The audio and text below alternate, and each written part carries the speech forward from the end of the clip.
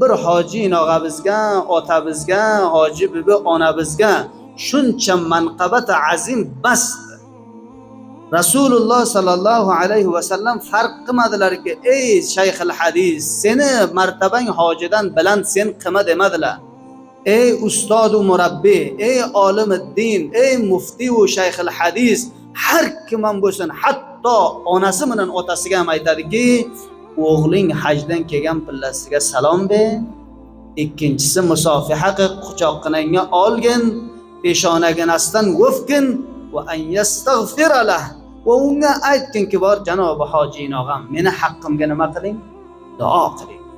Zamoniki ko'rsangiz hojini fasallim alay, birinchi qilayotgan ishingiz salom bering. Ikkinchisi vasofihuhu, va bu hoji haramay bilan musofiha qiling. Agar imkoni bo'lsa qo'li bilan, agar imkoni bo'lsa bag'alkashlik bilan, agar undan ham ko'ra hurmat qoyil bo'laman desangiz peshonaginasidan o'fingki musofiha qiling.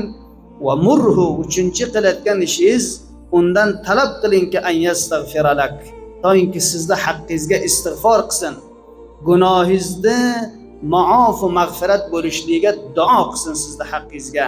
Qabla an yadkhula bayta, qabla zikr hoji soyib bo'yiga kelib kirgiday bo'lsa, mana shu guzina va chansdan istifoda qiling.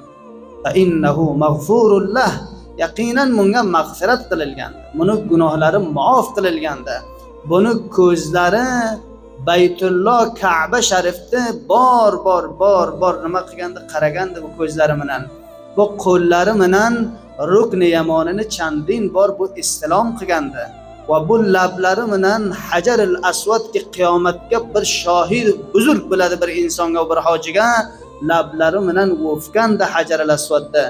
Mashoir islomda Mino, Arafot, Muzdalifa ziyoratlarda, mazoratlarda hammasini birin diydor qilganda va ko'rganda, bu shu asosdan ko'rgan pillalaringga salom, ba'da salom musofiha. Uchinchi qilayotgan ishingiz nimada? Talabi maofi va mag'firat gunohlaringizni undan qiling, duosini oling deydi.